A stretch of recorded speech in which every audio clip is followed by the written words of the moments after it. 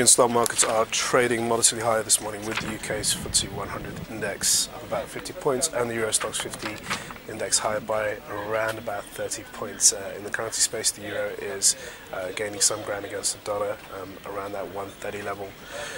While for the yen, it's dropping quite sharply against the dollar, and in the peripheral bond market spread, Spanish and Italian bond yields are relatively stable. Good morning, I'm Ishaq, Siddiqi, and welcome to another daily market bite. I'm going to give you a quick roundup of what's going on in financial markets. So we had a strong session in Asia overnight, and that's after the G20 meeting over the weekend, where policymakers around the world endorsed Japan's aggressive stimulus response.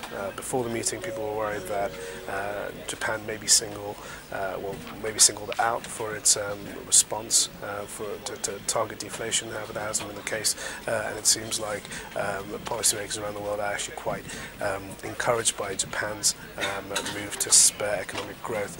So that's pushed the yen lower, it kicked up the Nikkei in overnight trade, and has fed into the European session this morning. We're also encouraged by news over the weekend that Italy's president has been re-elected and has been backed by all the current politicians in Italy, including Berlusconi and Mario Monti and Pierluigi Bersani, and investors are now hoping that we may see some progress on the Italian political front, with perhaps some sort of resolution towards a caretaker government or new elections coming soon.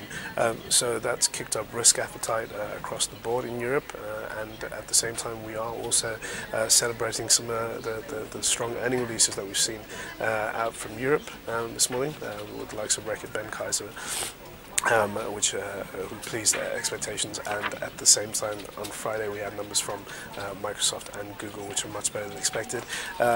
Later in the US session today we have numbers from Caterpillar, and that's seen as a bit of an economic bellwether, so those numbers will be eyed quite eagerly. And we also have numbers from Apple after the US closing bell, which will be under a lot of focus and scrutiny after the company's stock price fell below $400 a share. Now also looking ahead, we have US existing home sales, otherwise the data plate is extremely light, and this week we've got a number of key data points, including UK GDP, and we also have GDP figures out from the US. For the UK GDP, a lot of the focus will be on the country's recent downgrade by Fitch Ratings on Friday, where they cut the credit rating quite well. It was a bit of a surprise. Investors weren't expecting it. It was after the European closing bell. However, it has had a very mixed effect on sterling and on the gilts on the whole, so it seems like investors are shrugging off the news on the whole. Other than that, there's not much else going on, so I'll see you tomorrow and we'll discuss what's going on then. Thank you.